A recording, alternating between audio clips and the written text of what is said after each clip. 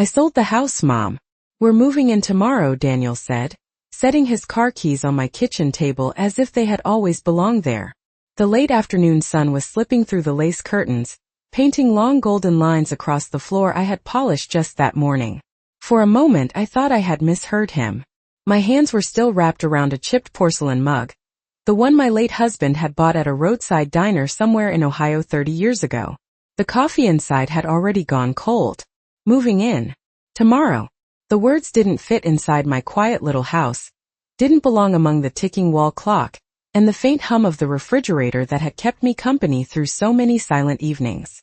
I blinked slowly, studying my son's face for a sign that this was some kind of joke.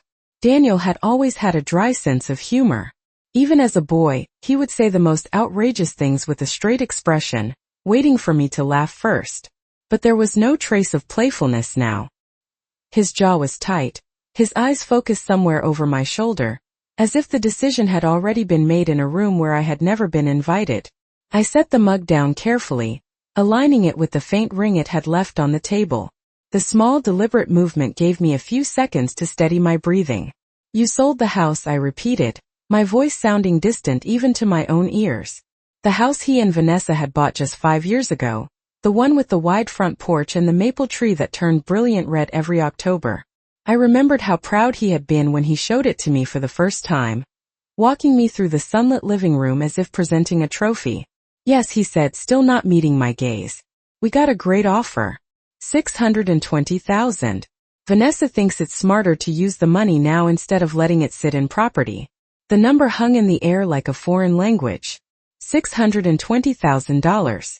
It was more money than I had ever seen in one place, more than the modest savings my husband and I had scraped together over 4 decades of careful living. I thought of the loose shingle on my roof that I had been meaning to fix since last winter, of the prescription bottle in my bathroom cabinet that I rationed out like a secret. Smarter to use the money now. I folded my hands in my lap to keep them from trembling. And you're coming here, I said. It wasn't really a question. Daniel finally looked at me then, and for a fleeting second I caught a glimpse of the boy who used to run barefoot across this very kitchen floor, begging for another cookie before dinner. It vanished as quickly as it had appeared. Just for a while, he said. Until we figure out our next move. Vanessa already started arranging things with a moving company. Her name slid into the conversation like a quiet shadow. I imagined her standing in our doorway, tall and composed, her perfectly styled hair unmoved by the wind that always found its way through the cracks in my old front steps. Vanessa was efficient. Vanessa was practical. Vanessa always had a plan. I nodded slowly, as if agreeing to terms in a contract I hadn't read. The clock on the wall ticked louder than usual, marking out the seconds of a life that was shifting beneath my feet.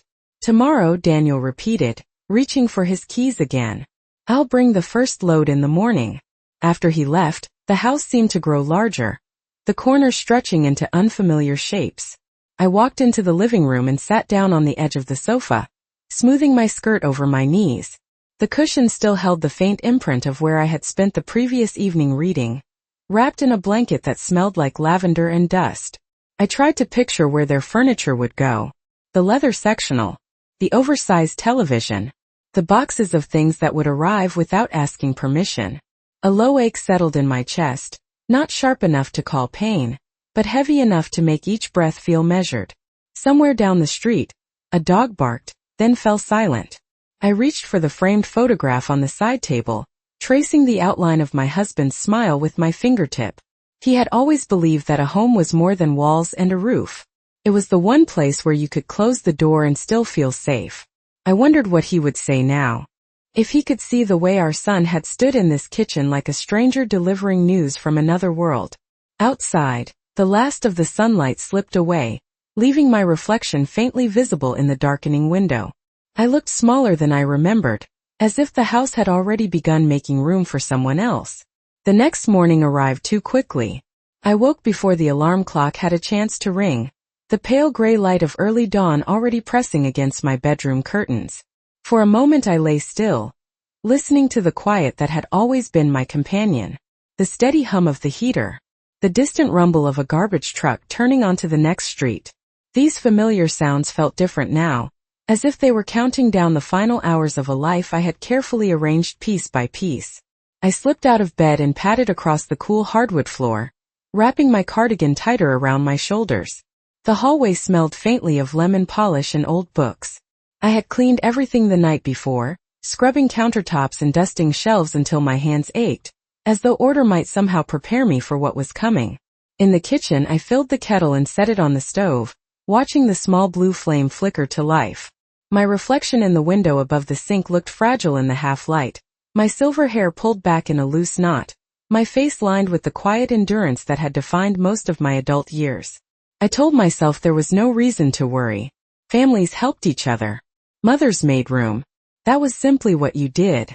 Still, the thought of their arrival sat heavy in my chest like an unopened letter. By 8 o'clock the sun had climbed high enough to illuminate the driveway. I saw the moving truck before I heard it, a large white rectangle rolling slowly down the street like an unwelcome memory. My hands froze around the dish towel I had been folding. The engine growled as it came to a stop in front of my house, blocking the view of the maple tree across the road. The driver climbed out first, stretching his arms as though this was just another routine delivery. Then Daniel appeared, stepping down from the passenger side with a determined expression that made him look older than his 42 years. Vanessa followed a moment later. She wore a cream-colored coat that fell neatly to her knees, her posture straight, her eyes scanning the property with a calm assessment that felt almost professional. "Good morning, Margaret," she called, her voice bright but measured. I forced a smile and opened the front door before they could knock. The cold air rushed inside, carrying the scent of cardboard and gasoline. Boxes began to appear almost immediately, carried past me by strangers who did not know the history of the rooms they were walking through. They did not know that the dent in the hallway wall came from a tricycle crash in 1987, or that the kitchen window had once framed the first snowfall Daniel ever watched with wonder. Vanessa moved with quiet authority, directing the movers where to place each item. "This can go in the living room. That one upstairs." She did not ask. She decided. I stood near the coat rack, clutching the edge of the console table, as if it were the last stable thing in a shifting landscape. Daniel caught my eye briefly and gave me a reassuring nod that did not reach his smile. "We will make this work, Mom," he said. "It is only temporary." Temporary could mean anything. A week. A year. The rest of my life. I stepped into the kitchen to make coffee, needing the comfort of routine. When I returned, Vanessa had already rearranged the framed photographs on the mantel, grouping them into neat, symmetrical lines. My wedding portrait was now turned slightly toward the wall, as if even memory required permission to remain. I set the coffee cups down without comment. Outside, the truck door slammed shut, echoing through the house like a punctuation mark. Somewhere upstairs, a drawer was pulled open with a sharp metallic scrape. I realized then that silence would no longer belong to me. Every corner of the home I had built was being rewritten in real time, one decision at a time. And I was still standing there, holding a tray of coffee, trying to understand how a place that had always been mine could begin to feel so unfamiliar before the first day was even over. By the third evening, the rhythm of the house had changed so completely that I could no longer remember what silence used to sound like.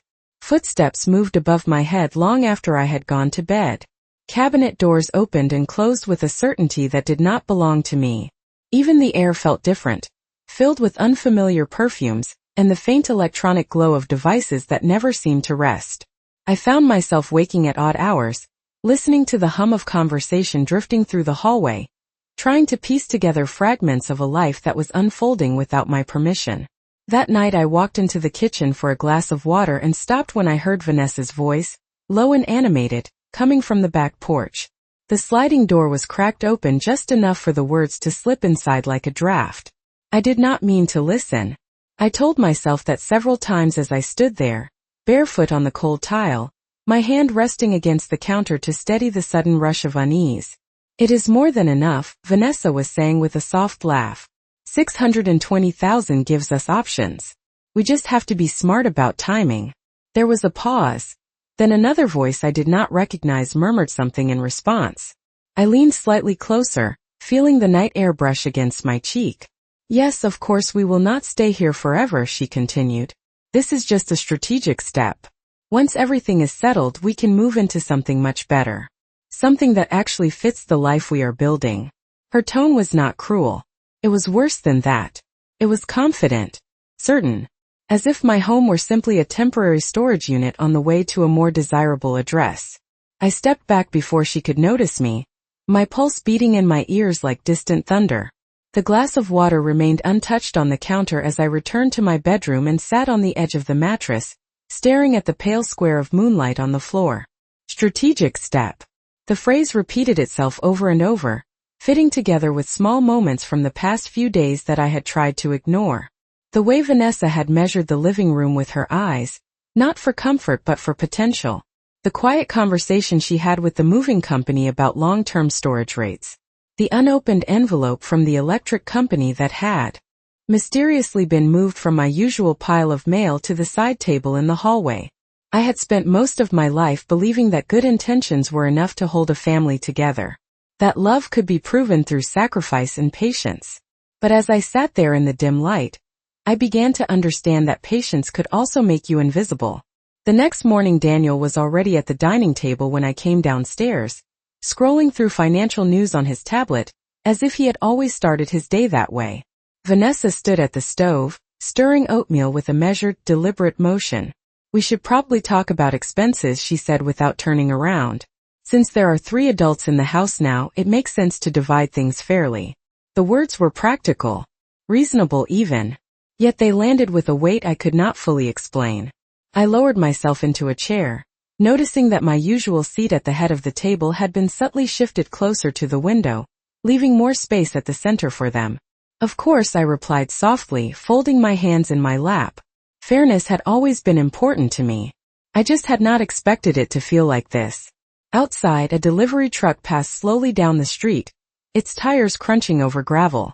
Inside, Vanessa placed 3 bowls on the table with quiet precision, her smile polite, her eyes already calculating the next move. And for the first time since they arrived, I realized that what was happening in this house was not chaos. It was a plan. I began to understand that plans do not always arrive with raised voices or slammed doors. Sometimes they arrive with neatly folded napkins and polite suggestions spoken over breakfast. In the days that followed, small adjustments continued to ripple through the house like quiet waves. Vanessa replaced the old floral curtains in the living room with sleek gray panels that filtered the sunlight into cold, measured strips. She reorganized the pantry according to what she called a more efficient system, labeling glass containers with tidy black lettering that made my handwritten notes look like relics from another lifetime. Daniel moved his laptop onto the dining table permanently, turning the space where we once celebrated birthdays and graduations into a workstation that hummed with numbers and distant ambitions. I told myself, these were temporary inconveniences. Families adapted. Mothers endured. Still, the sensation of being gently pushed to the edges of my own life grew stronger with each passing day. One afternoon I found my gardening gloves missing from their usual hook near the back door. After searching the mudroom and the garage, I finally discovered them folded inside a cardboard box labeled seasonal items. It was not winter. The roses outside were in full bloom. I carried the gloves back into the kitchen and set them on the counter without saying a word. Vanessa glanced at them briefly before returning her attention to a spreadsheet glowing on her tablet. "We need to think long-term, Margaret," she said calmly. "Maintenance costs on older properties can be unpredictable." Her tone suggested she was offering wisdom rather than warning. I nodded, though my thoughts drifted to the countless afternoons I had spent kneeling in the soil, coaxing stubborn seedlings into life. The house had never felt unpredictable to me. It had felt like an extension of my own heartbeat. That evening, as the sky darkened into deep shades of blue, I walked down the hallway and paused outside the study that had once belonged to my husband. The door was slightly ajar. Inside, boxes were stacked neatly against the walls, each one sealed with fresh packing tape that gleamed under the overhead light. On the desk lay a legal pad filled with Vanessa's precise handwriting. Columns of numbers marched down the page beside notes about property values, refinancing options, and projected returns. I stood there longer than I meant to, absorbing the quiet certainty of her intentions. Somewhere behind me, the floorboards creaked softly. Daniel stepped into the doorway, his expression unreadable. "We are just trying to build a better future, Mom," he said. You taught me to think ahead." His words were meant as reassurance, yet they felt like a gentle dismissal of everything that had come before. I thought of the nights his father and I had stayed up balancing checkbooks by lamplight, choosing between new shoes for Daniel or another month of saving for a roof that would not leak. Thinking ahead had always meant protecting what we already had. I offered a small smile and returned to the kitchen, where the scent of chamomile tea drifted through the air. Later, as I washed the dishes, I noticed that one of the framed photographs had been moved again. This time it faced outward, but the glass had been polished so thoroughly that my reflection hovered over the image like a ghost. I watched my own face for a long moment, searching for the woman who had once felt completely at home within these walls. Outside, a car passed slowly down the street, its headlights sweeping across the front windows before disappearing into the night. Inside, the house settled into an unfamiliar stillness that did not belong to memory or comfort. It belonged to anticipation. And for the first time since Daniel and Vanessa arrived, I allowed myself to consider a possibility I had resisted until now. Perhaps adaptation was not enough. Perhaps survival in this new reality would require something quieter, something sharper, a kind of patience that did not simply endure change, but studied it carefully, waiting for the exact moment when silence could become strength. The next Sunday arrived wrapped in a quiet kind of tension that settled over the house like a thin layer of dust.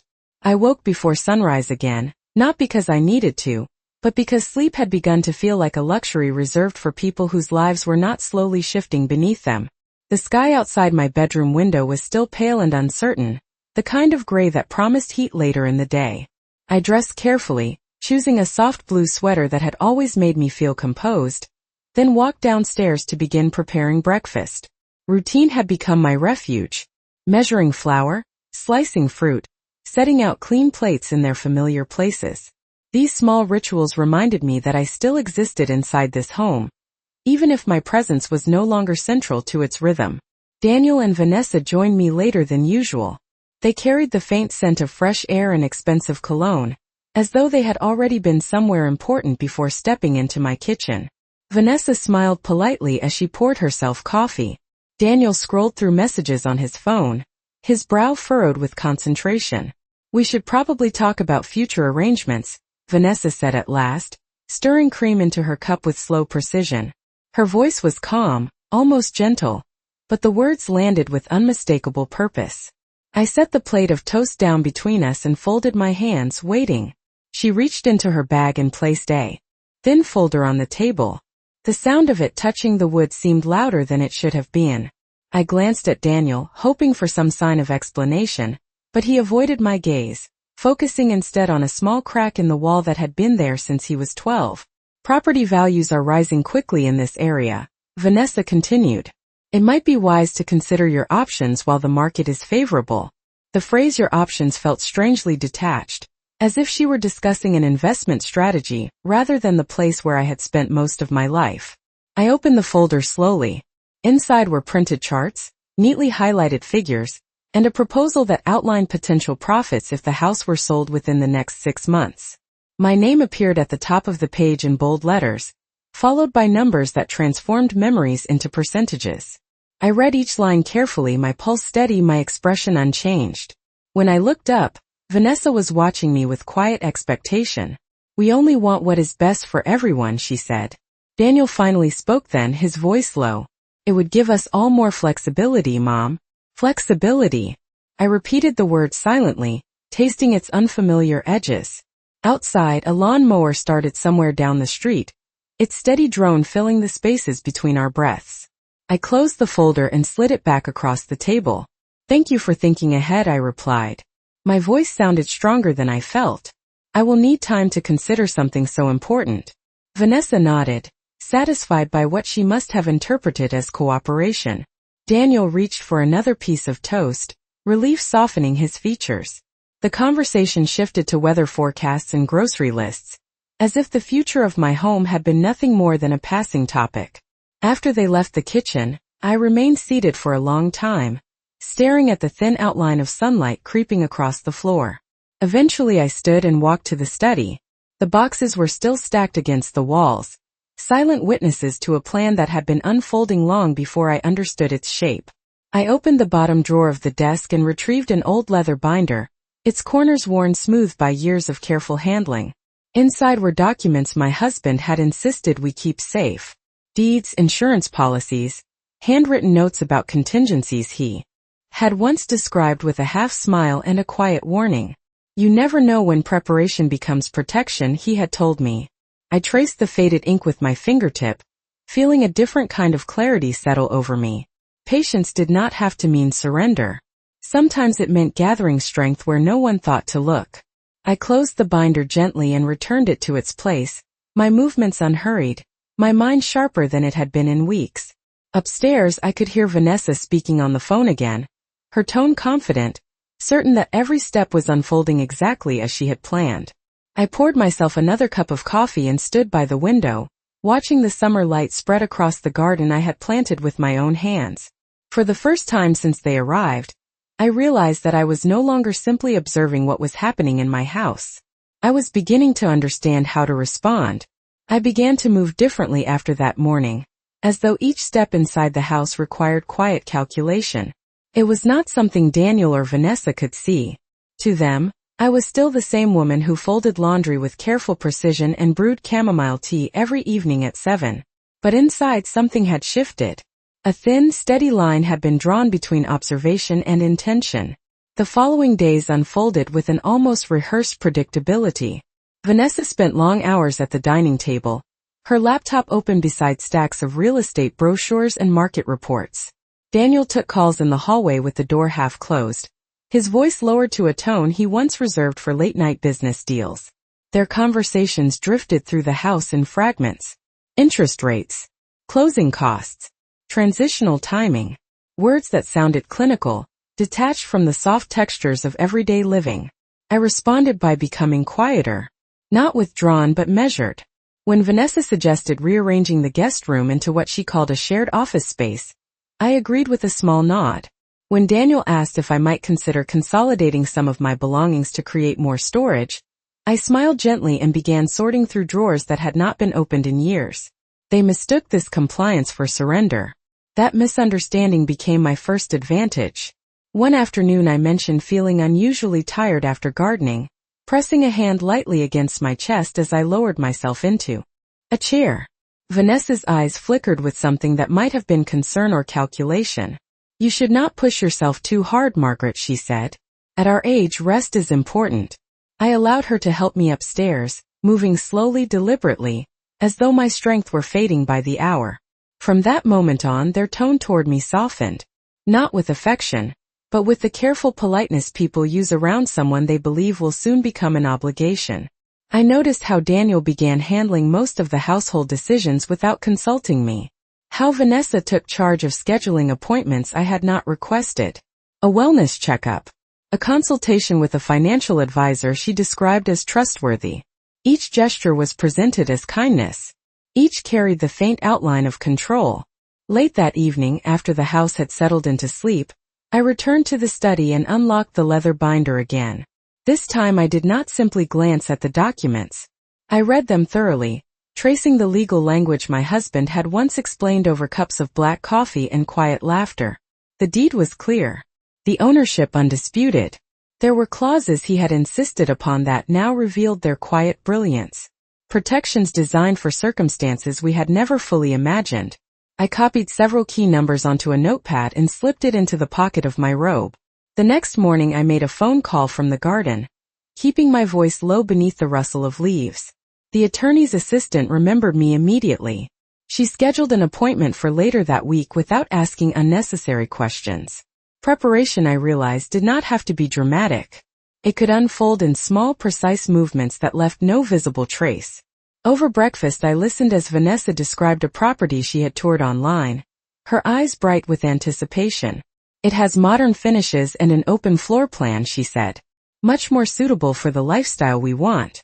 Daniel nodded, already envisioning a future shaped by possibilities that did not include the creak of old floorboards, or the scent of roses after rain. I stirred my oatmeal slowly, allowing a faint smile to rest on my lips. That sounds lovely, I replied. You both deserve something beautiful. They did not notice the steadiness in my voice. They did not recognize the calm that comes when uncertainty is replaced by purpose. Outside, the wind moved gently through the garden, bending the tall stems without breaking them. I watched the motion from the kitchen window and understood that resilience was not about resisting every change. Sometimes it was about yielding just enough to survive the storm, while quietly strengthening the roots no one else could see. By the time the sun reached its highest point that day, I had already begun shaping a response they would never anticipate. The appointment with the attorney was set for Thursday morning, and the days leading up to it unfolded with a strange sense of clarity that felt almost like relief. I continued my quiet performance, moving slowly through the house with deliberate care, allowing Daniel to carry grocery bags and Vanessa to remind me about taking vitamins I had not needed the week before. They had begun to see me as fragile, predictable, someone whose future could be managed like an aging account. That illusion became my shield. On Tuesday afternoon, Vanessa suggested we all sit down to review what she called a practical timeline. She spread her papers across the dining table, aligning each document with the precision of someone who had rehearsed the moment in her mind. If we list the house by early fall, she explained, we can maximize visibility before the holidays. Buyers are motivated during that window. Daniel nodded, his expression thoughtful, already calculating potential gains. I listened quietly, tracing the grain of the wood beneath my fingertips. This table had once held birthday cakes and school projects, arguments that ended in laughter, plans that never involved market trends or strategic exits. Now it had become a conference room. I asked a few gentle questions, not to challenge them, but to encourage them to reveal more than they intended. Where would we all go in the meantime? How would expenses be divided? What would happen if the sale took longer than expected? Vanessa answered each inquiry with composed efficiency, her confidence growing with every sign of my apparent compliance. By evening they were discussing furniture layouts in hypothetical homes they had not yet seen. Later that night I returned to the study once more. The legal binder rested exactly where I had left it, patient and unassuming. I copied additional notes, memorizing key phrases that would matter when the time came. Ownership rights, consent requirements, protective clauses that could not be bypassed by enthusiasm or pressure. I closed the drawer and sat in the dark for a moment, listening to the distant murmur of Daniel's voice upstairs. He was speaking on the phone again, describing future possibilities with the easy optimism of someone who believed the outcome was already certain. The next morning I dressed carefully for my outing, choosing neutral colors that would not draw attention. Vanessa insisted on driving me, citing safety concerns that I accepted with a grateful smile. As we pulled away from the curb, I watched the house grow smaller in the rearview mirror, its familiar silhouette framed by late summer sunlight. It looked peaceful from a distance, untouched. The attorney's office was located in a quiet brick building near the courthouse, the kind of place that seemed immune to passing trends. Inside, the air smelled faintly of paper and polished wood. We reviewed every document in detail, the conversation measured and precise. There was no urgency in his tone, only reassurance grounded in law rather than emotion. When I left an hour later, a subtle shift had taken place inside me. Not victory, not yet, but certainty. That afternoon I returned home to find Daniel and Vanessa studying online listings together, their heads bent close over the glow of the screen. They looked up as I entered, expressions bright with anticipation. "How did it go, Mom?" Daniel asked. I set my purse on the console table and removed my gloves with steady hands. "Just a routine checkup," I replied. "Nothing to worry about." Vanessa smiled, satisfied. The conversation returned to square footage and mortgage rates, the language of futures that had not considered my own. I poured myself a glass of iced tea and stood by the window, watching a pair of sparrows dart across the garden. They moved quickly, adapting to invisible currents without hesitation. I realized then that adaptation did not always mean retreat. Sometimes it meant allowing others to believe they were leading, while quietly choosing the moment when direction would change. By the time the sun dipped low enough to cast long shadows across the lawn, I had already begun preparing for a conversation that would reshape everything they thought they understood about this house, and about me. By the following week, the house had settled into a routine that looked almost peaceful from the outside. Morning light spilled across the kitchen counters. The scent of fresh coffee drifted through open windows. Daniel left early most days, his footsteps quick and purposeful, while Vanessa remained behind, surrounded by lists that grew longer and more detailed with each passing hour. I continued to move slowly, deliberately, allowing them to believe that time itself had begun to weigh on me. It was not difficult to maintain the illusion. Age had already taught me how to conserve energy, how to speak only when necessary, how to listen for what was not being said.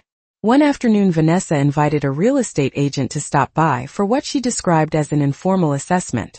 I heard their voices before I saw them, confident tones discussing curb appeal and renovation potential, as though they were standing in a model home, rather than a place built from decades of ordinary love. I remained upstairs until they called my name, smoothing my sweater and arranging my expression into polite curiosity. The agent walked through each room with professional enthusiasm, measuring spaces with her eyes and tapping notes into her tablet. She praised the hardwood floors, the natural light, the established garden.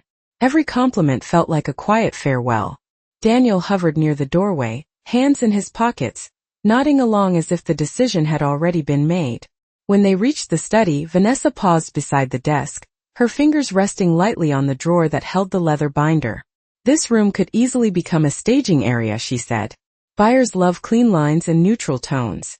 I watched her from across the hall, noticing the subtle tension in her shoulders. She sensed the importance of the space without fully understanding why. Later that evening, as the sun dipped behind the rooftops, she approached me with a stack of printed documents. "These are just preliminary estimates," she explained. "No commitments yet." Her smile was careful, rehearsed. I accepted the papers and placed them on the coffee table without looking at them. Outside, cicadas hummed in the trees, their steady rhythm marking the slow passage of summer. "I have been thinking about the future too," I said quietly. The words surprised even me. Vanessa leaned forward, interest brightening her eyes. Daniel set aside his phone, giving me his full attention for the first time in days. "Perhaps it is time for all of us to have a proper conversation," I continued. "Not about numbers or timelines. About intentions." The room grew still. I could feel the weight of their expectations pressing against the walls. Vanessa recovered first, her tone smooth. "Of course. We all want what is best for everyone." I nodded, allowing the moment to stretch just long enough to make them wonder what I might say next. Instead, I rose from the sofa and walked to the window, watching the last streaks of sunlight fade from the garden. Preparation had become a quiet companion, guiding my steps with a certainty I had not felt in years. The attorney had confirmed what the documents suggested. This house was more than an asset. It was a promise, written in careful language that could not be rewritten by ambition alone. That night I returned to the study and opened the binder once more. I placed several key pages into an envelope, sealing it with steady hands. The sound of the adhesive pressing closed felt final, like the turning of a lock. Downstairs I could hear Daniel and Vanessa discussing renovation costs in low, excited voices. They were building a future they believed was already within reach. I turned off the lamp and stood in the doorway for a long moment, letting the darkness settle around me like a cloak. Soon, I thought. Soon they would understand that certainty could belong to more than one person. And when that moment arrived, the quiet balance of this house would shift in ways neither of them had imagined. The dinner was my idea. I presented it as something simple, almost sentimental, a small family evening to celebrate how well we had adjusted to living together. Vanessa agreed immediately, pleased by what she must have interpreted as acceptance. Daniel seemed relieved, as if the invitation itself confirmed that his decisions had not fractured anything important. I spent the entire afternoon in the kitchen, moving with a calm focus that surprised even me. The familiar sounds of chopping vegetables and simmering broth filled the house with warmth that had been missing for weeks. Outside, late summer clouds drifted slowly across a wide blue sky, the garden glowing under the steady light. By the time they came downstairs, drawn by the scent of roasted chicken and fresh herbs, the dining table was set with my best china. White plates with delicate silver edges. Linen napkins folded just the way my husband had always admired. For a brief moment the room felt like it belonged to memory again. We sat together, exchanging polite conversation about traffic, weather, and the rising cost of groceries. Vanessa complimented the meal. Daniel reached for a second helping, his shoulders relaxing in a way I had not seen since he moved in. I allowed the evening to unfold at an unhurried pace, letting them believe that comfort had returned. When dessert was served, I rose quietly and walked to the study. The envelope rested exactly where I had left it, waiting with the same patient certainty that had guided me through the past days. I returned to the table and placed it gently in the center, between the candlelight and the untouched slices of pie. I think it is time we discuss the future, I said. My voice was steady, almost gentle. Daniel frowned slightly, confusion replacing his earlier ease. Vanessa reached for the envelope first, her movements confident until she began to read. The silence that followed was not dramatic. It was dense, intentional. Page after page confirmed what they had overlooked. The deed's protective clauses, the legal restrictions on sale or transfer without my explicit authorization, the provisions that ensured my right to remain in the home for as long as I chose. Vanessa's expression did not crumble. It tightened, sharpened. Daniel read more slowly, his brow furrowing as realization settled in like an unexpected weight. I folded my hands and watched them, not with anger, but with a clarity that felt almost like peace. This house is not an investment strategy, I continued softly. It is the place where your father built a promise. One that does not disappear because the market is favorable. Outside, a breeze stirred the curtains, carrying the scent of roses through the open window. For the first time since they arrived, the air in the room belonged to me again. I am not asking you to leave tonight, I added after a moment, but we will establish new boundaries. Plans will be discussed, not decided. Respect will replace assumption. Vanessa closed the folder with careful precision, her composure returning like a shield. Daniel leaned back in his chair, staring at the candle flame as though searching for something he had lost. The conversation that followed was quieter than any argument could have been. Practical, measured, real. When the dishes were cleared and the lights dimmed, I walked alone into the garden and stood beneath the fading glow of the evening sky. The house behind me felt steady, rooted in a way it had not for weeks. I realized then that strength did not always announce itself with raised voices or sudden departures. Sometimes it arrived as a simple truth spoken at the right moment, reshaping the future without breaking the present. And as the first stars appeared above the rooftops, I allowed myself to breathe deeply, knowing that whatever came next would unfold on ground that was finally, unmistakably my own.